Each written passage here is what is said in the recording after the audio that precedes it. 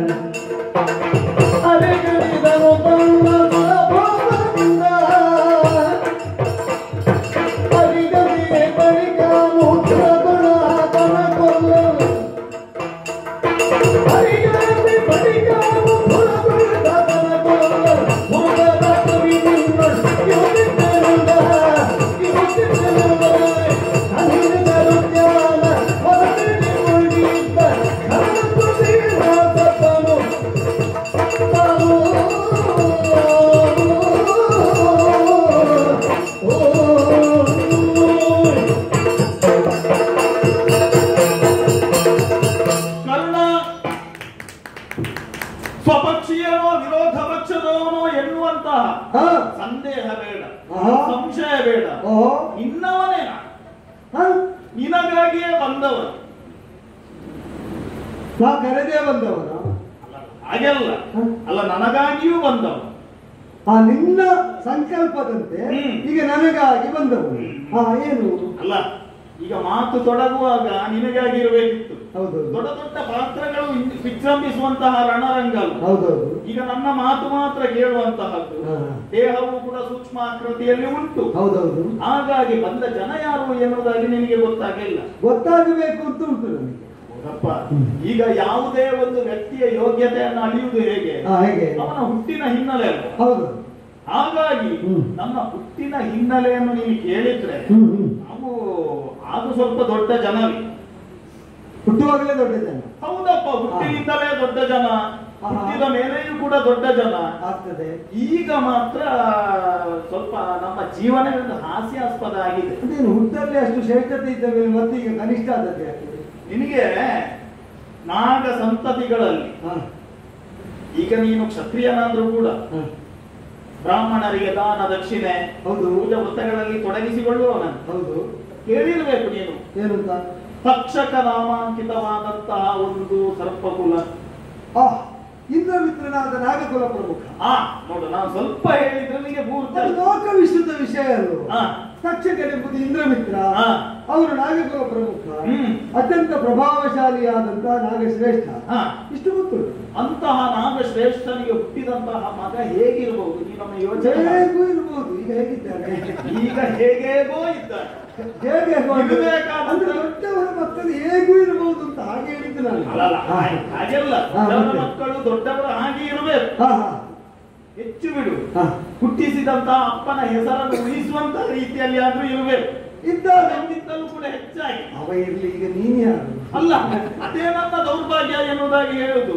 ನಿಜವಾಗಿ ಆದ್ರೆ ನಾನು ಬಂದ ಕೂಡಲೇ ನಿಜಾರ್ಥದಲ್ಲಿ ಇಲ್ಲಿ ಹೇಗೆ ಬೇಕಿತ್ತು. ಹೇಗೆ? ನಾನು ಬಂದ ಕೂಡಲೇ ನೀನು ಕೈಯಲ್ಲಿ ಹಿಡಿದಿರುವಂತಹ ಶರಧನುಗಳನ್ನು ನೆಲಕ್ಕೆ ಇಟ್ಟು ಎದುರಿಗೆ ಕುಳಿತಂತಹ ಶಲ್ಯ ಭೂಪತಿಗಳಾದರೂ ಕೂಡ ಕೆಳಗೆ ಬಿದ್ದು ರಣರಂಗದಲ್ಲಿ ನಮಗೆ ಒಂದು ವಿಶೇಷವಾದಂತಹ ನಾಗಾನುಗ್ರಹ ಆಗಿದೆ ಎನ್ನುವುದಾಗಿ ನನ್ನ ಪಾದಗಳಿಗೆ ನಮಸ್ಕರಿಸುವಷ್ಟು ವಿಶೇಷವಾದಂತಹ ಯೋಗ್ಯತೆ ಉಳ್ಳವನು ನಾನು. ತಕ್ಷಕನ ಮಗ ನಾನು. ಕರತರವಾದಂತಹ ಯೋಗ್ಯತೆಯನ್ನು ಹೊತ್ತಿರುವವರು. ಹೆಸರು ಅಶ್ವಸೇನ ಎನ್ನುವುದ. ಅಶ್ವಸೇನ ಹೌದಪ್ಪ. ಅಂತಹ ಅಶ್ವಸೇನ ಇಲ್ಲಿ ಬರುವುದಕ್ಕೆ ಕಾರಣ ಏನು ಎನ್ನುವುದಾಗಿ ಮನಸ್ಸಲ್ಲಿ ಒಂದು ಬಂದಿರಬಹುದು. ನಾಗ ಸನ್ನಿಧಿಯ ಬಿತ್ತರಿಸಬೇಕು ಅಲ್ವಾ? ನಾಗ ಸನ್ನಿಧಿಯಿಂದ ನಮ್ಮ ಕಥೆಯನ್ನು ಕೇಳುವುದಾದರೆ ಸ್ವಲ್ಪ ದೊಡ್ಡದುಂಟು. ಆದ್ರೂ ನಾಗ ಅಲ್ವಾ, ದೊಡ್ಡ ನಾಗವು ಸುರುಳಿ ಸುತ್ತಿ ಅಷ್ಟೇ ಜಾಗದಲ್ಲಿ ಇರ್ತದೆ. ಕೆಲವರು ಬೇಕಾದಾಗ ಮಾತ್ರ ವಿಸ್ತಾರ ಆಗುವುದು. ಮತ್ತೆ ನಾನು ಒಂದು ಹೇಳ, ನನ್ನ ಈ ಕಥೆಗಳನ್ನು ಹೇಳಿ ಹೇಳಿ ಅವರಿಂದ ಪರಿಹಾರ ಸಿಗದೆ, ಈಗ ಕೆಲವರೆಲ್ಲರೂ ಕೂಡ ಪರಿಹಾರ ಸಿಗದೆ ನಮ್ಮ ಸಂತತಿಗೆ ಪೂಜೆ ಮಾಡುವುದು.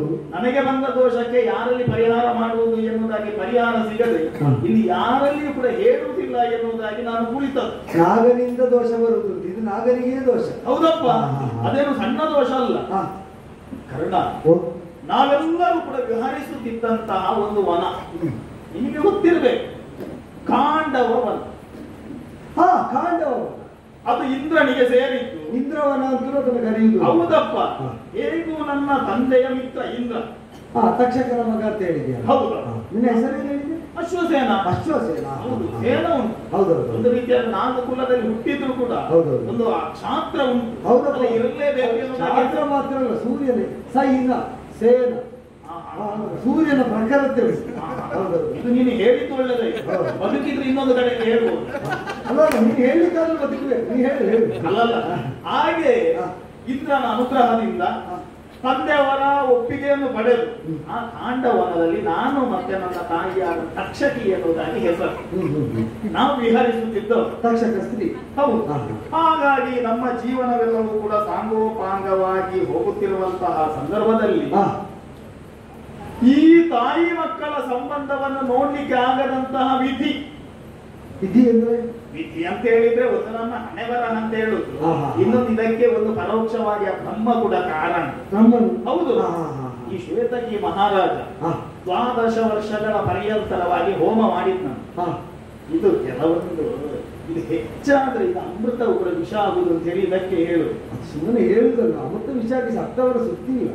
ಅಲ್ಲಲ್ಲ, ಅಲ್ಲ, ಒಂದು ರೂಢಿಯ ನಾನುಡಿಯ ಮಾತು ಉಂಟು. ಅಲ್ಲಲ್ಲ, ಈಗ ನಾನು ಮಾತಾಡುವಾಗ ಆ ತಕ್ಷಕನ ಮಟ್ಟದಲ್ಲಿ ನನ್ನೆಲ್ಲ ಮಾತೆಲ್ಲ ಇರ್ತದೆ ಎನ್ನುವುದಾಗಿ ನೀನು ಯೋಚನೆ ಮಾಡು. ತಕ್ಷಕನ ಮಗನ ಮಟ್ಟದಲ್ಲಿ ಬಾನಿಷದ್ದು ಬರ್ಬೋದು. ಅಲ್ಲ, ಬಾಲ ಅಂತ ಹೇಳಿದ ಮೇಲೆ ಬಾಲ ಇದ್ದ ನಾಗ ಮಾತಾಡುವಾಗ ಅಲ್ಲ ಎಲ್ಲಿ. ಹೌದು. ಹಾಗಾಗಿ ಹೋಮಗಳನ್ನೆಲ್ಲ ಮಾಡಿದ್ರಂತೆ. ಈ ಹೋಮದಲ್ಲಿ ಪಾಲ್ಗೊಂಡವರಿಗೆ ಅದು ಹಾಗೆ ಅಲ್ವಾ, ಈ ದೊಡ್ಡ ದೊಡ್ಡ ಕಾರ್ಯಕ್ರಮ ಎಲ್ಲ ಆಗುವಾಗ 1-2-3 ದಿವಸ ಒಳ್ಳೆದಾಗ್ತದೆ. ಮತ್ತೆ ಅದರ ಬಗ್ಗೆ ಒಂದು ರೀತಿಯಾದಂತಹ ಆಲಸ್ಯ ಜಾಡಿತ್ವ ಎಲ್ಲ ಬರುವಂತದ್ದು. ಅದಕ್ಕೆ ಜಾಡ್ಯ ಆಲಸ್ಯ ಬರುವ ಮೊದಲು ಕೆಲವರು 3-5 ದಿವಸದ ಕಾರ್ಯಕ್ರಮ. ಹೌದಪ್ಪ, ಅದೇ ನಾವು ಹೇಳುವಂತದ್ದು. ಈಗ 12 ವರ್ಷಗಳ ಕಾಲ ಹೆಚ್ಚಾಗಿ ಬಂದು ಕಡಿಮೆ ಅನಿಸುವ. ಆದ್ರೆ ಇಲ್ಲಿ ಒಂದು ಸಮಸ್ಯೆ ಆಗಿದೆ. ಅವನ ಈ 12 ವರ್ಷಗಳ ಕಾರ್ಯಕ್ರಮದಲ್ಲಿ ಅವರಿಗೆ ಸಂಯೋಜಕನಿಗೆ ಅವನಿಗೆ ಬೇಸರವಲ್ಲಿ, ಪಾಲ್ಗೊಂಡವರಿಗೆ ಬೇಸರವಲ್ಲ. ಹೋಮದಲ್ಲಿ ಪಾಲ್ಗೊಂಡವರೆಲ್ಲರೂ ಕೂಡ ಆಡಿದ್ದು ಒಂದಂತೆ. ಇದು ನಾನು ತಪ್ಪಿದ್ನೋ ಯಾವುದನ್ನು? ಶ್ವೇತಕಿ ಮಹಾರಾಜ ಅದಕ್ಕಿಂತ ಮೊದಲು ತುಂಬಾ ಯಾಗಗಳನ್ನು ಮಾಡುತ್ತಾ ಇದ್ದನಂತೆ. ನೋಡು, ಇವರು ಕಾರ್ಯಕ್ರಮ ಮಾಡುವಂತಹದ್ದು ವಿಪರೀತ ಕಾರ್ಯಕ್ರಮಗಳನ್ನು ಮಾಡಿ ಇನ್ನೊಬ್ಬರಿಗೆ ವರದಿ ಮಾಡುವಾಗ ನಾವೇ ತಪ್ಪುವಷ್ಟು ಕಾರ್ಯಕ್ರಮವನ್ನು ಅನೇಕ ಸಂವತ್ಸರಗಳ ಕಾಲ ಯಜ್ಞವನ್ನು ಮಾಡುವಂತಹ ಸಂದರ್ಭದಲ್ಲಿ ಅದರಲ್ಲಿ ಭಾಗವಹಿಸಿದಂತಹ ಹೋತೃವರ್ಗಕ್ಕೆ ಅದರಿಂದ ಹೊಂದಿದಂತಹ ಶಾಖಕ್ಕೋ ಅಥವಾ ಹೊಗೆದು ಇನ್ನು ನಾವು ಇದರಲ್ಲಿ ಪಾಲ್ಗೊಳ್ಳುವುದೇ ಇಲ್ಲ ಎನ್ನುವಂತಹ ಮಾತುಗಳನ್ನು ಆಡಿದ್ರ. ಆದ್ರೆ ಇವನಿಗೆ ಮತ್ತು ಹೋಮಗಳನ್ನು ಮಾಡಬೇಕು ಎನ್ನುವಂತಹ ಉದ್ದೇಶದಿಂದ ಪರಮೇಶ್ವರನನ್ನು ತಪಸ್ಸಿನಲ್ಲಿ ಒಲಿಸಿ ಪರಮೇಶ್ವರನಿಂದಲೇ ಒಂದು ದಾರಿಯನ್ನು ಕೇಳಿದ. ಸ್ವಾಮಿ, ಇಷ್ಟೆಲ್ಲ ಆಗಿದೆ, ಹೋಮವನ್ನು ಮಾಡಬೇಕು ಅಂತೇಳಿ ನನಗೆ ಮನಸ್ಸುಂಟು. ಪೌರೋಹಿತ್ಯ ವರ್ಗದವರು ಯಾರು ಕೂಡ ಇದರಲ್ಲಿ ಭಾಗವಹಿಸುತ್ತಿಲ್ಲ, ನನಗೆ ಯಾರನ್ನಾದರೂ ದಯಪಾಲಿಸಬೇಕು ಎನ್ನುವಂತಹ ಮಾತನ್ನು ಕೇಳಿದಾಗ ನನ್ನ ಅಂಶದಲ್ಲಿ ಸಂಚರಿಸಿದಂತಹ ದುರ್ವಾಸನನ್ನು ಕಳಿಸುತ್ತೇನೆ.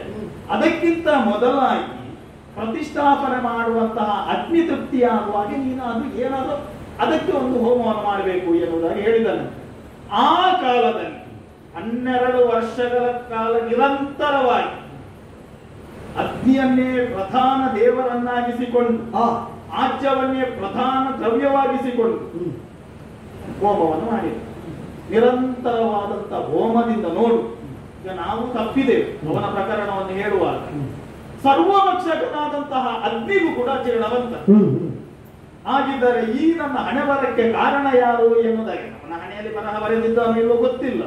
ಬ್ರಹ್ಮನಲ್ಲಿ ಹೋದಾಗ ಅವನು ಸೂಚಿಸಿದ್ದರು, ನಿನಗೆ ಬಂದಿರುವಂತಹ ಬಾಧೆ ಎನ್ನುವಂಥದ್ದು ಹೋಗ್ಬೇಕು ಅಂತ ಹೇಳಿದ್ರೆ ಸಮೂಲವಾಗಿ ಕಾಂಡವ ವನವನ್ನು ನೀನು ಭಕ್ಷಿಸಬೇಕು ಎನ್ನುವುದು. ಅಗ್ನಿ ಹೌದು. ಅಗ್ನಿಗೆ ಗೊತ್ತಿಲ್ವೋ ಕಾಂಡವನ ದೇವೇಂದ್ರನಿಗೆ ಸೇರಿತು ಎನ್ನುವುದಾಗಿ? ಎಲ್ಲರಿಗಿಂತ ಹೆಚ್ಚು ಅಗ್ನಿಗೆ ಗೊತ್ತಿಲ್ಲ. ಹಾಗಾಗಿ ದೇವೇಂದ್ರನಲ್ಲಿ ಹೋಗುವಾಗ ನಿಜವಾಗಿ ದೇವೇಂದ್ರ ಒಳ್ಳೆ ಜನ, ಅವನ ಮಗ ಕೆಟ್ಟವನಾದ್ರೂ ಕೂಡ ಅಪ್ಪ ಒಳ್ಳೆ ಇಲ್ಲ, ಹಾಗೆಲ್ಲ ಕೊಡ್ಲಿಕ್ಕೆ ಆಗುದಿಲ್ಲ. ನನ್ನ ಮಿತ್ರನಾದಂತಹ ತಕ್ಷಕನು ಒಂದೊಂದು ಸಾರಿ ಅಲ್ಲಿ ಇರ್ತಾನೆ. ನಿನಗೆ ಜಯಂತನ ಮೇಲೆ ಏನೋ ಸಿಕ್ತು, ಅವ ಕೆಟ್ಟವ, ಅವನ ಅಪ್ಪ ಒಳ್ಳೆಯವ ಅಂತ. ನಿನ್ನ ಅಪ್ಪನಿಗೆ ಮಿತ್ರನಾದ್ರಿಂದ ದೇವೇಂದ್ರ ಒಳ್ಳೆಯವ, ನಿನಗೆ ಮಿತ್ರನಾಗದ್ರಿಂದ ಜಯಂತ ಕೆಟ್ಟವ. ಕಥೆಯ ಮಧ್ಯದಲ್ಲಿ ಪ್ರಶ್ನೆ ಕೇಳಿದ್ರೆ ಇದೇ ತೊಡಕ. ಮತ್ತೆ ಕಥೆ ಈಗ ಪೂರ್ತಿ ಅರ್ಥ ಆಗ್ಬೇಕಾದ್ರೆ ಮತ್ತೆ ಮತ್ತೆ ಪ್ರಶ್ನೆ ಕೇಳದೆ ಹೇಗೆ? ಬಹುಶಃ ನಿನ್ನ ಜೀವನದಲ್ಲಿ ಹಿಂದೆ ಯಾವುದಾದ್ರೂ ಕೇಳಿದಂತಹ ಕಥೆಯಿಂದಲಾಗಿ ನೀನು ಪರಿತಾಪವನ್ನು ಪಟ್ಟಿದ್ದೆ ಕಾಣುತ್ತೆ. ಅಲ್ಲ, ನಾವು ಪರಿತಾಪ ಆಗುವ, ಸಂತೋಷಜನಕ ಆಗುವ ಕೆಲವು ಕಥೆಯನ್ನು ನಾವೇ ಭಾಗಿಯಾಗಿದ್ದೇವೆ.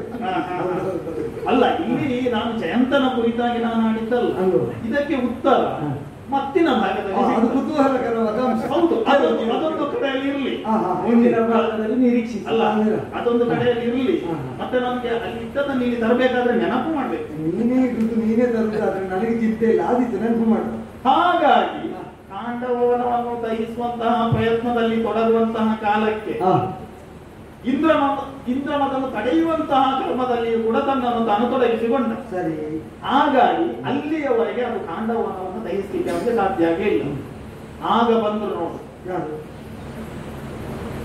ಇನ್ನನ್ನು ಸದಾ ಕಾಲ ಎಂತಲೂ ಹೇಳಿದ ನಂತರ ಪಾಂಡವರಲ್ಲಿ ನಾನೇ ಎನ್ನುವುದಾಗಿ ಅವನನ್ನು ಆರಿಸಿಕೊಂಡದ್ದಂತೆ. ಅವ ಯಾರು ಗೊತ್ತಾಯ್ತು? ಈಗ ಅಲ್ಲಿಟ್ಟದನ್ನು ಇಲ್ಲಿಗೆ ಬರ್ತೇನೆ. ದೇವೇಂದ್ರನ ಮಗ ಅರ್ಜುನ ವಿಶ್ವೇಶ್ವರನೊಂದಿಗೆ ಹೋರಾಡಿದ, ಪ್ರತಿ ಪರಮೇಶ್ವರ ಎನ್ನುವಂತಹ ನಿಗಳ್ತೆಗೆ ಪಾತ್ರನಾದ. ಹಾಗಂತೇಳಿ ಅವನು ಒಬ್ಬನಿದ್ರೆ ಪ್ರಸಂಗ ಮೇಲೆ ಬೀಳುವುದಿಲ್ಲ. ನನಗೆ ನೀನು ಹೇಳುದು ಕ್ರಮ ನೋಡುವಾಗ ವಿಶ್ವೇಶ್ವರನ ಕೊರಳಲ್ಲಿ ನೀನಿರುವುದೋ ನಿನ್ನ ಕೊರಳಲ್ಲಿ ವಿಶ್ವೇಶ್ವರ ಇರುವುದೋ? ಯಾಕೆ? ಅದೇ ಒಳ್ಳೆ ಅದೇ ಹೇಳಿದ ಆತ್ಮವಿಶ್ವಾಸ. ಹೌದಾ? ವಿಶ್ವೇಶ್ವರನಲ್ಲಿ ಹೋರಾಡಿದವ ಅಲ್ಲ, ಅವರು ನಮ್ಮ ಜನವೇ. ಹಾಗಂತೇಳಿ ಅವನು ಒಬ್ಬನಿದ್ರೆ ಪ್ರಸಂಗ ಮೇಲೆ ಬೀಳುವುದಿಲ್ಲ, ಒಟ್ಟಿಗೆ ಬೇಕಲ್ವಾ? ವಾಸುದೇವ ಇಬ್ಬರು ಒಟ್ಟಾಗಿ ಈ ಮೊದಲೆಲ್ಲ ಮಾತುಕತೆ ಎಲ್ಲ ನಡೆದಿದಂತೆ. ಮತ್ತೆ ನಮಗೆ ಅದರಲ್ಲಿ ಸ್ಪಷ್ಟವಾಗಿ ಗೊತ್ತಿಲ್ಲದಿದ್ರೆ ನಾನು ಹೇಳುವುದಿಲ್ಲ. ಅದು ನಮಗೆ ಹೆಚ್ಚು ಕಡಿಮೆ ಗೊತ್ತುಂಟು. ಕಾಂಡವನ ದಹನಕ್ಕೆ ಅವರಿಬ್ಬರು ತೊಡಗಿದ ಕಥೆ ಲೋಕ ವಿಶುದ್ಧವಾದ. ಹೌದು, ಅದರ ಹಿನ್ನೆಲೆ ನನಗೆ ಇಷ್ಟು ಸ್ಪಷ್ಟ ಗೊತ್ತಿರಲಿಲ್ಲ. ಆದರೆ ಅದಕ್ಕಾಗಿ ಈಗ ಅಗ್ನಿಗಾಗಿ ಅವರು ದಹಿಸಿದ್ರು ಅಂತ ಸುದ್ದಿ. ಹೌದು, ಅಗ್ನಿದತ್ತವಾದಂತಹ ರಥವು ಬಂತಂತೆ, ದಹಿಸುವಂತ ಒಂದು ಸುಡುವುದಕ್ಕಾಗಿ ಏನನ್ನು ಮಾಡಿದ್ರು. ಹೌದಪ್ಪ, ಹೌದಪ್ಪ. ಸುಡುವುದಕ್ಕಾಗಿ ಈರುವರು ಒಂದಾಗಿ ರಥವನ್ನು ಏರಿ ಕಾಂಡವ ವನವನ್ನು ದಹಿಸುವಂತಹ ಕಾರ್ಯದಲ್ಲಿ ಇವರ ಅರಣ್ಯ ನಿರ್ಮೂಲನಾ ಕಾರ್ಯಕ್ರಮ ಆಗುವಾಗ ಗ್ರಹಚಾರಕ್ಕೆ ನಾವಲ್ಲಿದ್ದೇವೆ. ಅದನ್ನು ಹಾಗೂ ಹೇಳಿಕ್ಕಾಗ್ತದೆ, ಅರಣ್ಯ ನಿರ್ಮೂಲನಾ ಕಾರ್ಯಕ್ರಮ. ಅಲ್ಲ, ನಮಗೆ ರಕ್ಷಣೆ ಕೊಟ್ಟದ್ದು ಎನ್ನುವಂತಹ ಕಾರಣ. ಹೌದಪ್ಪ, ಅರಣ್ಯಕರಲ್ವ ನೀವು? ಏನು ಹೇಳಲಿ ಕರ್ಣ?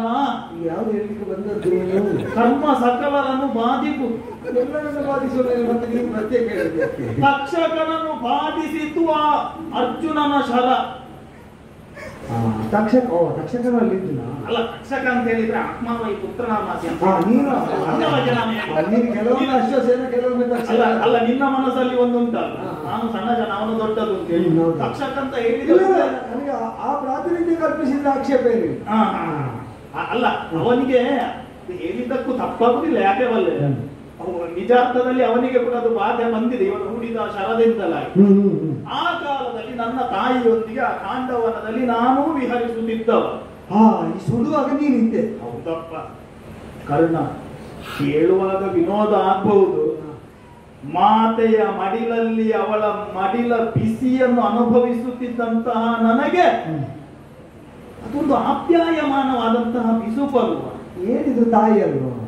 ಕಂಟಕಪ್ರಾಯವಾದಂತಹ ಬಿಸಿಯಲ್ಲಿಂದ ಬರುವುದು ಎನ್ನುವುದಾಗಿ ನಾನು ಯೋಚನೆ ಮಾಡಿ ಕಣ್ಣು ಬಿಡುವುದಕ್ಕಿಂತ ಮೊದಲಾಗಿ ನನ್ನನ್ನು ಕಚ್ಚಿಕೊಂಡು ನನ್ನ ಮಾತೆಯಾದಂತಹ ತಕ್ಷಕಿ ಸುಡುತ್ತಿರುವಂತಹ ಬೆಂಕಿಯಿಂದ ನನ್ನನ್ನು ಅವಳನ್ನು ರಕ್ಷಿಸಬೇಕು ಎನ್ನುವಂತಹ ಉದ್ದೇಶದಿಂದಲ್ಲ, ಮಗನನ್ನು ರಕ್ಷಿಸಬೇಕು ಎನ್ನುವಂತ ಉದ್ದೇಶದಿಂದ ಮೇಲೆ ಹಾರಿದಳು. ಅದೌದು, ಕೆಲವೊಮ್ಮೆ ಮಗನನ್ನು ರಕ್ಷಿಸುವುದಕ್ಕೆ ತಾಯಿ ಯಾವ ನೆಲೆಗೂ ಇಳಿಯುವುದಕ್ಕೆ ಏರುವುದಕ್ಕೆ ಎಷ್ಟು ಅದು ಸರಿ. ಅವಳ ಸಂಕಲ್ಪ ಶುದ್ಧವಾದ ಕಾರಣದಿಂದಲೋ ಏನು. ಮತ್ತೆ ನಮಗೆ ತಿಳಿದಂತಹ ವೃತ್ತಾಂತ ಏನು, ತಂದೆಯ ಮಿತ್ರನಾದಂತಹ ದೇವೇಂದ್ರನೇ ಒಂದು ಚಂಡಮಾರುತವನ್ನು ಸೃಷ್ಟಿ ಮಾಡಿ, ಯಾಕಂತ ಹೇಳಿದ್ರೆ ಇವರು ಸುಡುವಂತಹ ಕಾಲದಲ್ಲಿ ಒನಕೆ ಗಾತ್ರದ ಮಳೆಯನ್ನೆಲ್ಲ ಸುರಿಸಿದ್ದ ಎನ್ನುವುದಾಗಿ ಅದಕ್ಕೆ ಚಪ್ಪರ ಮಾಡಿದ್ದಾನೆ. ಹೌದು, ಅವನು ಕಟ್ಟಿದಂತಹ ಚಪ್ಪರದಿಂದ ನಾವೀರುವರು ಹೊರಗೆ ಹಾರುವಂತೆ ಇಂದ್ರ ಒಂದು ಚಂಡಮಾರುತವನ್ನು ಸೃಷ್ಟಿ ಮಾಡಿದ. ಅದರ ಎಡೆಯಿಂದ ಹೊರಗಾಯಿಸಿ. ಹೌದು, ಆ ಕಾಲದಲ್ಲಿ ಇವನು ಹೇಳಿದ ವಾಸುದೇವ ಹೇಳಿದ. ಅವನು ಏನು ಹೇಳಿದ, ಇಲ್ಲ ಇಲ್ಲ ಇದರಲ್ಲಿ ಒಬ್ಬರು ತಪ್ಪಿಸ್ಲಿಕ್ಕಿಲ್ಲ, ಅತ್ತಿಗೆ ನಾವು ಮಾತನ್ನು ಕೊಟ್ಟಾಗಿದೆ, ಕೂಡು ಎನ್ನುವುದಾಗಿ ಹೇಳಿ. ಇದು ನಮಗೆ ಸ್ಪಷ್ಟವಾಗಿ ಹೇಳಿದೆ.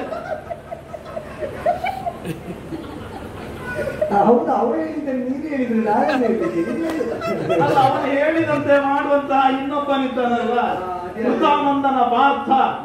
ಆಗ ನಾವಲ್ಲಿ ಇಟ್ಟಿದ್ದೇವಲ್ಲ, ಇಂದ್ರನ ಮಗ ಪತ್ತಳಿಗೆಗೆ ಕೈ ಹಾಕಿದ ಒಂದು ಬಾಣವನ್ನು ಹೂಡಿದ, ನನ್ನನ್ನು ಕಚ್ಚಿಕೊಂಡಿದ್ದಂತಹ ತಾಯಿಯ ಶಿರವನ್ನು ಕತ್ತರಿಸಿ ತಾಯಿ ಇಹಲೋಕದ ಯಾತ್ರೆಯನ್ನು ಮುಗಿಸಿ ಪರಲೋಕದ ಯಾತ್ರೆಯನ್ನು ಗೈದಲು ಕಾರಣ. ಅವನು ಸುಟ್ಟದ್ದು ಕಾಂಡವ ವನವನ್ನಲ್ಲ, ನನ್ನ ಜೀವನವನ್ನು. ಅವನು ಕಸಿದುಕೊಂಡದ್ದು ವನವನ್ನಲ್ಲ, ನನ್ನ ಯೌವನವನ್ನು. ಅವನು ಕತ್ತರಿಸಿದ್ದು ನನ್ನ ಬಾಲವನ್ನಲ್ಲ, ನನ್ನ ಬಾಲ್ಯವನ್ನು. ಹೀಗೆ ಅನ್ಯಾಯ ಮಾಡಿದಂತಹ ಅರ್ಜುನನನ್ನು ಕೊಲ್ಲುತ್ತೇನೆ. ಅದು ಬಾಯಲ್ಲಿ ತುಂಬಿಸಿಕೊಂಡು ಹೇಳಿದ್ದು ವಾಸುದೇವ. ಯಾಕಂತ ಅವನ ಮಾತಿಗಿರುವ ಸಾಮರ್ಥ್ಯ ಅದು. ಅವ ಏನು ತುಂಬಿಸಿಕೊಂಡು ಹೇಳಿದ್ರು ನಿನ್ನ ತಾಯಿಯ ತಲೆ ಹೋಗಿದೆ, ಗೊತ್ತಾಯ್ತಾ? ಅಲ್ಲ, ಆದ್ರಿಂದ ಅದಕ್ಕೆಲ್ಲ ಸಿಟ್ಟು ಬರಬೇಕಾದ್ದು. ಅಲ್ಲ, ಈಗ ಅದು ಕೇಳಿದ್ದೆ ಬಿಟ್ಟದ್ದು ಕಂಡಿದೆ. ಅಲ್ಲಲ್ಲ, ಕಾರಣ ನೋಡು, ಈಗ ಅವನು ತುಂಬಿಸಿಕೊಂಡು ಅಷ್ಟು ಆಡಿದ್ದಾನಲ್ಲ, ಹೇಳಿದ್ರಿಂದ ನೋಡಿದ್ದು ಹೇಳಿದ್ದು. ಇವಾಗ ನನ್ನಲ್ಲಿ ಒಂದು ತುಂಬಿಸಿ ಹೊಡೆದಿದ್ದಾನಲ್ಲ. ಅವನು ಯಾವುದನ್ನು ತುಂಬಿಸಿದ್ದು? ಮಾತ್ರ ಹಂತಕನಾದಂತಹ ಅರ್ಜುನನ ಮೇಲೆ ದ್ವೇಷವನ್ನು ಇರಿಸಿ ಅಲ್ವ ನಾನು ಹೊರಗೆ ಬಿದ್ದದ್ದು. ಮಾಡಿಸಿದವಲ್ವ, ಮಾಡಿದ್ದು ಮಾತ್ರ ಇವಲ್ವ? ಹೌದು, ಈಗ ಮಾಡಿಸಿದವನಿಗಲ್ವ ಕರ್ತೃತ್ವ. ಹೌದಪ್ಪ, ನಾನು ಅವನನ್ನು ಬಿಡುತ್ತಿದ್ದೆ, ಒಂದು ಮಾತು ಹೇಳ್ತಿದ್ದಾರೆ. ಏನಂತ? ಈಗ ಅವರಿವರು ಒಂದು ರಂಗದಲ್ಲಿ ಸೇರಿದ್ರೆ ಅದು ರಣರಂಗವಾಗ್ಲಿ ಯಾವುದೇ ಆಗ್ಲಿ ಕಲೆ ಕಟ್ಟುತ್ತದೆ. ಒಂದು ಮಾತು ಹೇಳುತ್ತಿದ್ರೆ ಈಗ ಅಲ್ಲೆಲ್ಲ ಬೇರೆಯವರೆಲ್ಲರೂ ಕೂಡ ಪ್ರಾಣವನ್ನು ಉಳಿಸಿಕೊಂಡಿದ್ದಾರೆ. ಅದು ನನಗೆ ಸತ್ಯವಾಗಿಯೂ ಕೂಡ ಗೊತ್ತಿಲ್ಲ. ಯಾಕಂತ ಹೇಳಿದ್ರೆ ಆಗ ನಾನು ಸಣ್ಣವ. ಇವನು ಒಂದು ಹೇಳುತ್ತಿದ್ರೆ ಏನು ಹೇಳ್ಬೇಕಿತ್ತು? ಆ ತಾಯಿ ಮಕ್ಕಳು ಒಂದಾಗಿದ್ದಾರೆ. ಅದಕ್ಕಿಂತಲೂ ಕೂಡ ಹೆಚ್ಚಾಗಿ ಅವನಿಗೆ ವಿಷಯ ಗೊತ್ತಿದ್ರೆ ಅವರು ಇಂದ್ರನ ಮಿತ್ರರಾಗಿದ್ದಾರೆ ಎನ್ನುವಂತ ಹೆಸರನ್ನು ಒಂದು ಪ್ರಶ್ನೆಯನ್ನು ಕೇಳುತ್ತಿದ್ದಾರೆ. ಈಗ ದೇವರು ಏನು ಬೇಕಿದ್ರು ಕೂಡ ಸತ್ಯ ಕೇಳುದು. ನನಗೆ ಗೊತ್ತಿದ್ರೆ ಸತ್ಯ ಅರ್ಜುನ ಆದ್ರೂ ಬಿಟ್ಟ, ವಾಸುದೇವ ನಿನ್ನನ್ನು ಬಿಟ್ಟ ಅಲ್ಲ.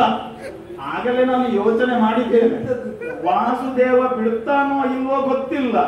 ಒಂದು ಕ್ಷಣಕ್ಕೆ ಕೃಷ್ಣ ಮತ್ತೆ ಅರ್ಜುನರು ಏಕರಥದಲ್ಲಿ ರಥಸ್ಥರಾಗುವಂತಹ ಕಾಲದಲ್ಲಿ ಕೃಷ್ಣನಾದರೂ ಕೂಡ ಬಿಟ್ಟ ಕಣ್ಣಿನಿಂದ ಬಿಟ್ಟು ಅರೆಕ್ಷಣ ನಿಲ್ಲುವ ಹಾಗೆ ಮಾಡ್ತೇನೆ ಎನ್ನುವುದಾಗಿ ಶಪಥ ಮಾಡಿ ನಾನು ಹೊರಟದ್ದು. ಹಾಗಾಗಿ ಮಾತೃವಿಯೋಗವನ್ನು ತಂದಂತಹ ವೃಥಾನಂದನನ್ನು ಕೊಲ್ಲಬೇಕು ಎನ್ನುವುದಾಗಿ ಹಲವು ಬಾರಿ ನಾನು ಪ್ರಯತ್ನ ಮಾಡಿದೆ. ಈಗ ನನ್ನಿಂದ ಏನಾಗಬೇಕು ನಿಮಗೆ? ನೀನು ಕೊಲ್ಲುವ ಪುಣ್ಯ, ಅದಕ್ಕೆ ನನಗೆ ನಿನ್ನಿಂದ ಏನಾಗಬೇಕು ಅಂತ ಹೇಳಿದ್ರೆ ಈಗ ನಾನು ಮತ್ತೆ ನೀನು ಒಂದೇ ದಾರಿಯಲ್ಲಿ ಇರುವುದಲ್ಲ. ನಮ್ಮ ಹೌದು, ಕೋಪ ಇರುವುದು ನಿನಗೆ, ಪ್ರತಿಜ್ಞೆಯಂತೆ ದೇಶ ಸಾಧನೆ ಮಾಡಿದವನು ನೀನು. ಈಗ ಸಾಯಲಿಕ್ಕಿದ್ದ ಅರ್ಜುನ ಎದುರಿದ್ದಾನೆ, ನೀನು ನನಗೆ ಯಾಕೆ ಬಂದು ಹೀಗೆ ಈವರೆಗೂ ಕೂಡ ದ್ವೇಷ ಇರುವುದು ಒಬ್ಬನ ಮೇಲೆ ಅಲ್ವಾ? ಅದಕ್ಕೆ ಈಗ ನೀನು ಮತ್ತೊಮ್ಮೆ ನನ್ನನ್ನು ಹೂಡಿದೆ ಅಂತ ಹೇಳಿ ಆದ್ರೆ ಆ ತಾಂಡವವನ್ನು ವಿಷಯ ಮಾಡ್ತೇನೆ. ಶಂಸಪ್ತಕರು ಅಂತ ತ್ರಿಗರ್ತದ ಸುಶರ್ಮರಿಂದ ಮೊದಲುಗೊಂಡು ಕಡಿದಷ್ಟು ನಾಶ ಆಗದ ವರ್ಗ. ಅರ್ಜುನನ ಮೇಲೆ ಬಿಡದೆ ದ್ವೇಷ ಉಂಟು. ಅವರ ಜೊತೆ ಏನಾದ್ರು ಒಪ್ಪಂದ ಮಾಡಿಕೊಂಡು ಏನಾದ್ರು ಆಗ್ತದಲ್ಲ, ನಾನು ಮುಂದುವರಿಸ್ತೇನೆ. ಅಲ್ಲಲ್ಲ, ಹಾಗೆ ಅಲ್ಲ, ಅದೇ ಅದು ಸಮಾನ ದುಃಖಿಗಳು ಬೇಕಲ್ವಾ? ಈಗ ನನ್ನಮ್ಮನ್ನು ನಾವು ಕೊಂದಿದ್ದ ಅಲ್ಲಲ್ಲ, ಹಾಗೆ ಅಲ್ಲ. ಈಗ ಸಂಸಪ್ತಕರ ಬಳಿಗೆ ನಾನು ಎಲ್ಲಿಯಾದ್ರೂ ಹೋದ್ರೆ ಈಗ ನೀನು ಇಷ್ಟು ನನ್ನ ಮಾತನ್ನು ಕೇಳುವ ಒಂದು ತಾಳ್ಮೆಯನ್ನಾದ್ರೂ ವಹಿಸಿದ್ದಿ, ಅವರ ಬಳಿಗೆ ನಾನು ಸಾರ್ಲಿಕ್ಕೆ ಆಗ್ಲಿಕ್ಕಿಲ್ಲ. ಈಗ ಯಾವುದಿಲ್ಲದಿದ್ರು ಕೂಡ ತಾಯಿಯ ವಿಯೋಗ ಎನ್ನುವಂತಹ ಒಂದು ಹೆಸರನ್ನು ಕೇಳಿದ್ರೆ, ವಿಯೋಗ ಬಿಟ್ಟು ತಾಯಿ ಎನ್ನುವಂತಹ ಮಾತನ್ನು ಕೇಳಿದ್ರೆ ಸಾಕು. ಈಗ ತಾಯಿ ಇಲ್ಲದವರ ಕಷ್ಟ ಗೊತ್ತಾಗುವುದು ತಾಯಿ ಇಲ್ಲದವರಿಗೆ. ತಾಯಿ ಇಲ್ಲದ ಯಾರಿಗೆ ತಾಯಿ ಇಲ್ಲೋ? ಈಗ ನನಗೆ ತಾಯಿ ಇಲ್ಲ, ನಿನಗಿಲ್ಲ. ಹೌದು, ನನಗೆ ನಿಮಗೆ ಕೂಡ ನನಗಿರುವುದು ನಿನಗೆ ಗೊತ್ತಿಲ್ಲ ಅಷ್ಟೇ ಅಲ್ವಾ? ಅಷ್ಟೇ ವಿಷಯ. ನನಗಿಲ್ಲದಾದದ್ದಲ್ಲ, ನನಗಿರುವುದು ನಿನಗೆ ಗೊತ್ತಿಲ್ಲ. ಗೊತ್ತಿಲ್ಲದಿರುವುದು ಬೇರೆ, ಇಲ್ಲದಿರುವುದು ಬೇರೆ. ನೀನು ಎಲ್ಲ ಒಟ್ಟು ಮಾಡಿ ನಿನಗೆ ಈಗ ಅವ ಹೊಡೆದ ತಿನ್ನಿಗೆ ನಿನಗೆ ಬಾಲಕ್ಕೆ ಅಲ್ಲ ಹೊಡೆದದ್ದು ತಾಯಿಯ ಶಿರಕ್ಕೆ, ತಾಯಿ ತಲೆಯನ್ನು ಕಳೆದುಕೊಂಡು ನಿನ್ಗೆ ಹೊಡೆದದ್ದು ಬಾಲಕ್ಕೆ. ಈಗ ಅದಿಲ್ಲ, ಬಾಲ ಇಲ್ಲಲ್ಲ, ಅದಕ್ಕೆ ನಿನಗೆಲ್ಲ ಮುಂದೆ ಇರ್ಲಿ. ಈಗ ನಾನು ನಿನಗೆ ವಿರೋಧ ಇರ್ಬೋದು, ಹೌದು, ಅವರಿಗೆ ಹೊಡಿಬಹುದು, ಮಾಡಬೇಕು ಅಂತ ಇರ್ಬೋದು. ಅದಕ್ಕೆ ನಾನು ಆಗ ಬಿಡುವಾಗ ಪರಶುರಾಮ ದತ್ತ ಶರದಲ್ಲಿ ಅವರಿಟ್ಟ ಶಕ್ತಿ ಇತ್ತು, ಅದು ಒಂದು ಸಲ ಹೊಡಿಲಿಕ್ಕಿದ್ದರು. ಅದನ್ನು ನೀನು ಹೊತ್ತುಕೊಂಡು ಬಂದು ಈಗ ಏನು ಮಾಡ್ಲಿಕ್ಕೆ ಆಗುದಿಲ್ಲ, ಅದನ್ನು ಒಂದೇ ಸಲ ಹೊಡೆಯುದು ಮತ್ತೊಮ್ಮೆ ಹೂಡಿದೆ ಅಂತ ಹೇಳಿ ಆದ್ರೆ ಅದರಲ್ಲಿ ಆಗ ಶಕ್ತಿ ಇಟ್ಟದ್ದು ಪರಶುರಾಮರು, ಅದರಿಂದ ಹೋದ ಬಾಣ ಅದು. ಅದನ್ನು ಮತ್ತೆ ಯಾಕೆ ನೀನು ಹೊತ್ತುಕೊಂಡು ಬಂದದ್ದು? ತುಂಬಾ ನಿರೀಕ್ಷೆಯಲ್ಲಿ ಬಂದಿದ್ದೇನೆ. ಯಾವುದಕ್ಕೆ ನಿರೀಕ್ಷೆ? ಇವತ್ತು ನಾನು ಹಿಂದೆ ನೋಡ್ಲಿಕ್ಕೆ ಮುಂದೆ ಹೋಗುವುದು ಎನ್ನುವಂತ ನಿನಗೆ ಬರುವುದೇ ಹೌದಾ? ನಿನ್ಗೆ ಆಗ ಬರ್ಬೋದಿತ್ತಲ್ಲ, ಈ ಬಾಣ ತೆಗೆದಾಗಲೇ.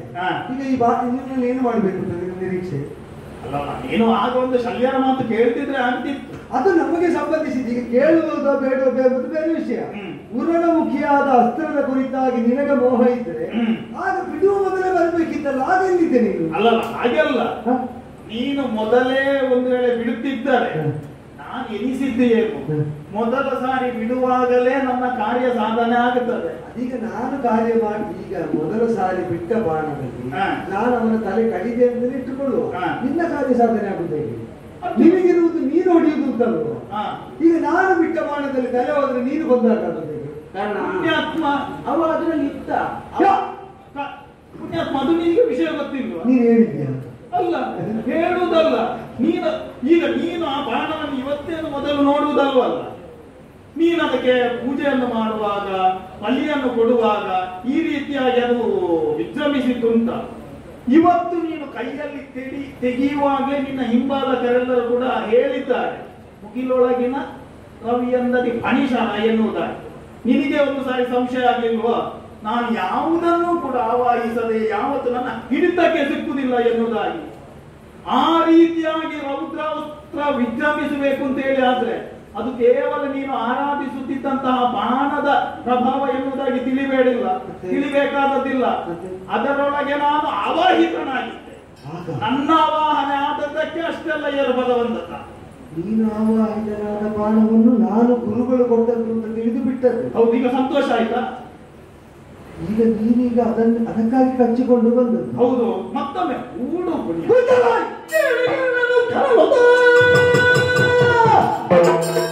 ನಿವಾಳಿ ನಿನ್ನಯ ಬರುಗಿದ್ದರೆ ಅರಿವ ಭೇಯ ಬೆಸಗುವನಲ್ಲ.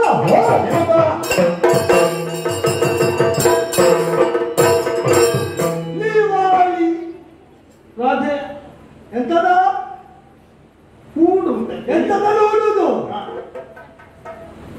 ಬಾಣವನ್ನು ನೀನಿದ್ದದ್ದರಿಂದ ಅದು ವಿಶೇಷ. ನಿಮಗೆ ನಿಮ್ಮ ವರ್ಗದ ಪೂಜ್ಯವಾದ ನಾಗಗಳನ್ನು ಪೂಜಿಸುವುದಕ್ಕೆ ಮಂಡಲ ಹಾಕುವುದು ಗೊತ್ತುಂಟಾ? ಹೌದು, ಕೇಳಿದ್ದೇನೆ. ಆ ಮಂಡಲ ಹಾಕುವ ವೇಳೆಯಲ್ಲಿ ನಾಗ ಪೂಜನವನ್ನು ಮಾಡುವಾಗ ನಿಮ್ಮ ಪ್ರಾತಿನಿಧ್ಯ ವಹಿಸಿದವರ ಮೈ ಮೇಲೆ ಬರುವುದು ಯಾಕೆ ಅಂತ ಗೊತ್ತುಂಟಾ? ಎಂತದಕ್ಕೆ? ನಾಗನ ನುಡಿಯನ್ನು ಕೇಳುವುದಕ್ಕೆ. ಮೊದಲ ದಿವಸ ಪೂಜೆ ಮಾಡುವಾಗ ಬರಲಿಲ್ಲ, ಅವತ್ತು ಮಾತ್ರ ಬರುವುದು ಯಾಕೆ? ಹಾಗೆ ನಾನು ತಿಳಿದಿದ್ದದ್ದು. ಹಾಗೆ ಕೈಗೆತ್ತಿಕೊಂಡಾಗ ಪ್ರಯೋಗ ವೇಳೆಯಲ್ಲಿ ನನ್ನಿಂದ ಉಪಾಸಿತವಾದಂತಹ ಮಾರ್ಗಣ ಸೂಚಿಸುವ ವಿಶಿಷ್ಟ ಪರಿಣಾಮ ಅಂತ ಭಾವಿಸಿದ್ರೆ ಕೆಟ್ಟ ಸರ್ಪವೇ. ಅರೆಗಡಿದ ಸರ್ಪವನ್ನು ತಾನು ಒಳ ಹೋಗುವಾಗ ಕೇಳಲಿಲ್ಲ ಬೇರೆ, ನನ್ನ ಗುರುಗಳು ಕೊಟ್ಟ ಶಕ್ತಿಯನ್ನು ದುಷ್ಟನಾಗಲೇ ದುಷ್ಟ. ಮತ್ತೊಂದು ಪರಶುರಾಮದತ್ತವಾದಂತಹ ಸಿದ್ಧವಂತರ ಶರ, ಅದು ಅದರಷ್ಟಕ್ಕೆ ಹೋದದಿದ್ರೆ ಪರಿಣಾಮ ಬೇರೆ ಆಗ್ತಿತ್ತೋ ಏನೋ. ಅದೆಲ್ಲವನ್ನು ಕೆಡಿಸಿದ್ದಲ್ಲದೆ ಮರಳಿ ಬಂದು ಕಾಳಗದಲ್ಲಿ ನಾನು ಅರಿವದೆಯನ್ನೆಸಗುವುದಕ್ಕೆ ಪರರ ಹಂಗನ್ನು ಪಡೆಯುವಂತೆ ಪ್ರಚೋದಿಸಿದ ನಿನ್ನನ್ನು ಅವ ಬಾಲ ಮಾತ್ರ ಕಡಿದು ಬಿಟ್ಟಿದ್ದಾನೆ. ನಾನು ಇಂದು ಮಾತಾಡಿದ್ರೆ ಕುತ್ತಿಗೆ ಕಡಿತಾರೆ. ಹಾಗೆಲ್ಲ ದುಡುಕಿನ ನಿರ್ಧಾರಗಳನ್ನು ಕೈಗೊಳ್ಳಬಾರದು. ಕಾರಣ ಎಂತದಿಲ್ಲ ದುಡುಕಿರದ್ದು. ಇಲ್ಲದಿದ್ದರೆ ದುಷ್ಟನಾಗ ನಾನಲ್ಲ, ಮತ್ತೆ ಹೇಳಿ ಕೇಳಿ ಬರ್ಲಿಕ್ಕೆ ವಿಶಿಷ್ಟನಾಗ ನಾನು. ಎಂತದ್ದು ವಿಶಿಷ್ಟನಾಗ? ಈಗ ನಿನಗೆ ಅದು ಶಿಷ್ಟತೆಯನ್ನು ಬಿಟ್ಟನಾಗ ಅಂತ, ವಿಗತ ಶಿಷ್ಟನಾದನಾಗ ಅಂತ ಹಾಗೆಲ್ಲ ಹೇಳಿಕೆ ಅದಕ್ಕೆ ಹಾಗೊಂದು ಅರ್ಥ ಉಂಟು. ಹೌದಾ? ನನಗೆ ಅದು ಅರ್ಥ ಹೇಳಿಕೊಡ್ಲಿಲ್ಲ. ಅಲ್ಲ, ಈಗ ನಾನು ಹೇಳಿಕೊಟ್ಟದಕ್ಕೆ ಮುಂದೆ ಈಗ ನೀನು ಹೇಳುವಾಗ ನನಗೆ ಒಂದು ನೆನಪಾಗ್ತದೆ. ಎಂತದ್ದು? ನೀನು ನಾಗಬಲಿದ್ದೆಲ್ಲ ಹೇಳಿದ್ಯಲ್ಲ. ಹೌದು. ಪಂಚಗವ್ಯ ಬರ್ತಾರೆ ಗೊತ್ತುಂಟ ನಿಮಗೆ? ಎಲ್ಲಿಯ ಪಂಚಗವ್ಯ ಹೇಳುದು? ನಾಗಲೋಕದ ಭೂಲೋಕದ? ಅಲ್ಲ, ಭೂಲೋಕಕ್ಕೆ ಮೊದಲು ಕೊಡುವುದು ಹೇಳೋದಕ್ಕೆ ಅದಕ್ಕೆ ಪ್ರಥಮಂ ದೇಹ ಶುದ್ಧಿ ಅರ್ಥ. ಈಗ ನೀನು ಹೇಳಿದಾಗೆ ನನ್ನಲ್ಲಿ ಏನೊಂದು ದೋಷ ಇತ್ತಪ್ಪ, ಮೊದಲನೇ ಪ್ರಯೋಗದಲ್ಲಿ ಆ ದೋಷಗಳೆಲ್ಲವೂ ಕೂಡ ಹೋಯ್ತು ಅಂತೇಳಿ ನಾವು ಇಟ್ಟುಕೊಳ್ಳುವ. ಪ್ರಥಮಂ ದೇಹ ಶುದ್ಧಿ ಅರ್ಥ. ಈಗ ಎರಡನೇದು ಕೂಡಿದ್ರೆ ಏನಾಗ್ತದೆ ಏನಾಗ್ತದೆ? ದ್ವಿತೀಯಂ ಕಾರ್ಯ ಸಾಧನೆ. ಹಾಗಾಗಿ ನಮ್ಮ ಕಾರ್ಯ ಸಾಧನೆ ಆಗ್ತದೆ. ಬದುಕಿದ್ರೆ ಮತ್ತೆ ಅರ್ಜುನನ ಕಾರ್ಯ ಕೂಡ ಆಗ್ತದೆ. ಹಾಗಾಗಿ ಮರಳಿ ಕೂಡುವಂತಹ ಪ್ರಯತ್ನ ಮಾಡು. ಪಂಚಗವ್ಯದಲ್ಲಿ ನಾಗನ ವಿಷಯ ಇಲ್ಲ, ಅದು ಗವ್ಯ ಮಾತ್ರ ಇರುವುದು, ನಾಗ ಸಂಬಂಧಿ ಆದದ್ದಿಲ್ಲ. ಈಗ ಪಂಚಗವ್ಯಕ್ಕೆ ನಾಗ ವಿಷಯ ಸೇರಿದ್ರೆ ಅದೇ ಪಂಚಗವ್ಯ ಅಲ್ಲ ಅಂತ ಅವರಿಗೆ ಪಂಚಗವ್ಯದ ಸುದ್ದಿ ಹೇಳ್ತಾರೆ. ನಾನು ಹೊರಡುದ ನುಡಿಗೊಲಿದು ಜಲ್ಯನು ಕೀಳು ಮಾಡದಿರ ಕಡ ಬಾಣವ ಮೇಳವಿದೆ ಕೊಡುವುದು ಜನನಾನವಿದ ನಿಂದ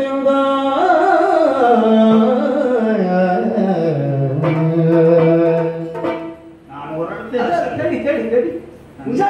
ದಾರಿ ಬಿಡೋದು ಹೋಗಿರಲಿಲ್ಲ ಅಲ್ಲ, ಅದು ಹೋಗುವುದಕ್ಕಾಗಿ ಬಂದ ಶರವೇ ಸರ್ಪವೇ ಅಲ್ಲ.